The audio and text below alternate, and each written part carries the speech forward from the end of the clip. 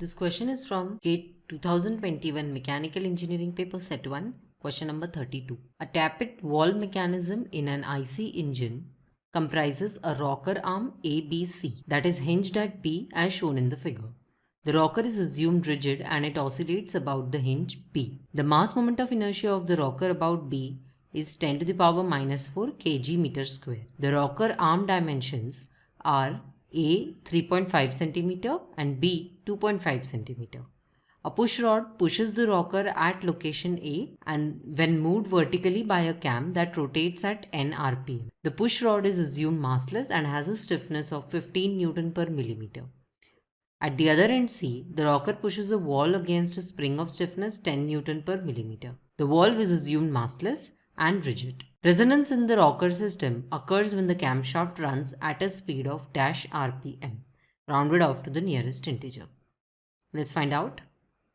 Now for this system, we can draw the rotated configuration as shown here. So this white line denotes the position of the rod after this push rod moves upwards. Let this angle be theta with which the support rod is rotated. Now we can write the moment balance equation for this system, which is nothing but net moment about B or summation of moments about B should equate to 0. So first thing, for this horizontal rod we have, if mass moment of inertia of this rod is I, we have I into its angular acceleration alpha. This is its moment about point B plus axial force in this push rod we need to take. So this is going upwards. The force will be downwards.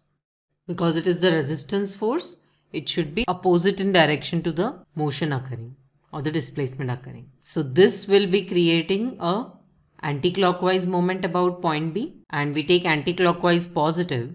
So it will be, this force can be given as stiffness of this first rod. Let that be K1. So we have K1 into X, that is nothing but displacement.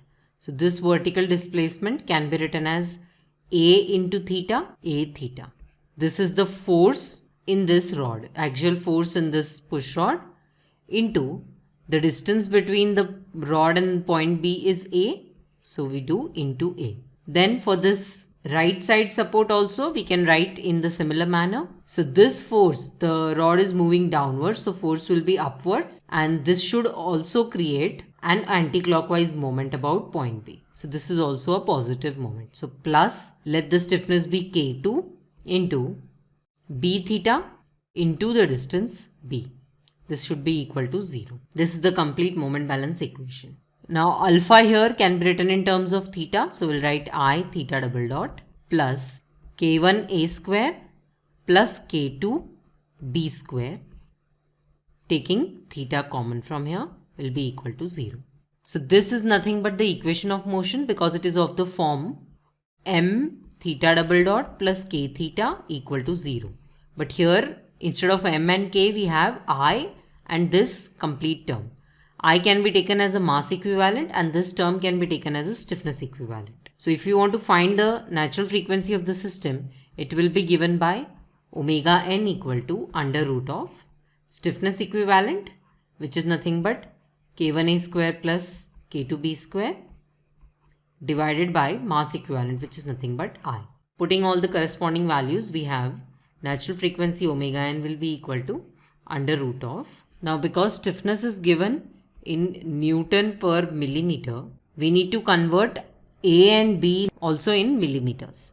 Or we can convert stiffness to Newton per meter. So this will be nothing but 15 and in the denominator we are multiplying with 10 to the power minus 3.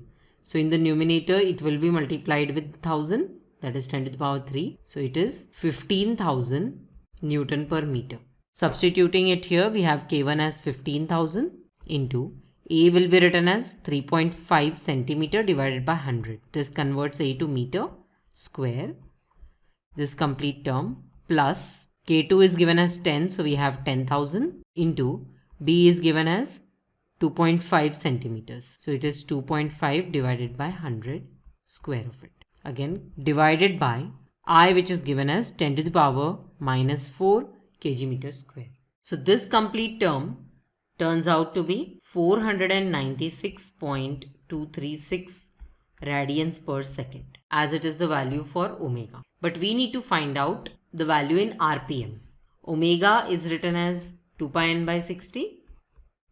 So n will be nothing but 2 by 60, which is 1 by 30. Taking 30 to the other side, we have 30 omega by pi. Putting the value of omega, we have n equal to 30 into 496.24 divided by pi. This gives us the value of n as 4739 RPM. Let's go back and fill in this answer.